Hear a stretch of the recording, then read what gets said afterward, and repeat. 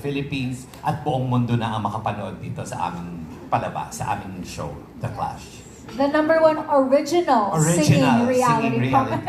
Yes. Yes, at ito naman, Direk, marami na kayong nagawang successful shows throughout the years. And now, what makes The Clash Teens special to you po specifically as a director? Sa akin,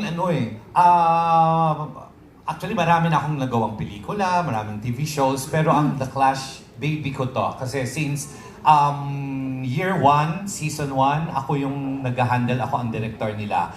And na-excite ako pag Nakakaalam, JL was actually part of The Clash season 1. Di kami nag-abot. Yes, sayang. Pero ngayon, you're now on stage as a member of the Clash panel. So how different does it feel na ngayon ikaw naman yung magbibigay ng opinion mo sa ating mga Clashers? Yun, bilang isang clasher nung season 1, tanda ko sobrang hilaw pa ako. As in, first time ko sumali sa singing contest. So, grabe pa ako. Kabahan yung takot ko. Yung confidence ko, wala pa. So, yung difference sobrang laki bukod sa pag-criticize ng mga contestants.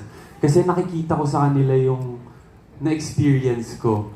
So, ang pinagkaiba niya sa akin na nadala ko na yung mga natutunan ko sa mga past performances ko sa pagsali ko sa singing contest na pwede kong i-share sa kanila, and gusto ko maging inspiration sa kanila para sa mga susunod na performance. Here now as a member of the Clash panel.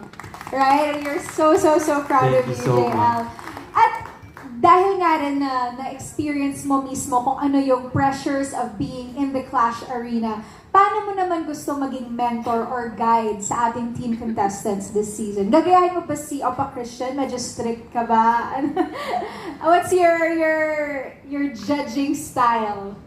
Siguro yung magiging style ko as a judge, gusto ko ipakita sa kanila. Gusto ko ma-share yung kung ano yung na-experience ko before, kung ano yung mga routine ko bago sumalang, like paano mawala yung kaba, yung takot, and sa pagpili din ng mga songs.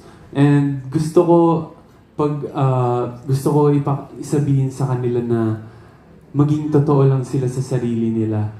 Kasi yung naging mali ko before is, yun nga, katulad na sinabi ni Kuya Christian na dati kasi pag singing contest, ang mindset ko, kailangan pang contest yung kakantahin ko.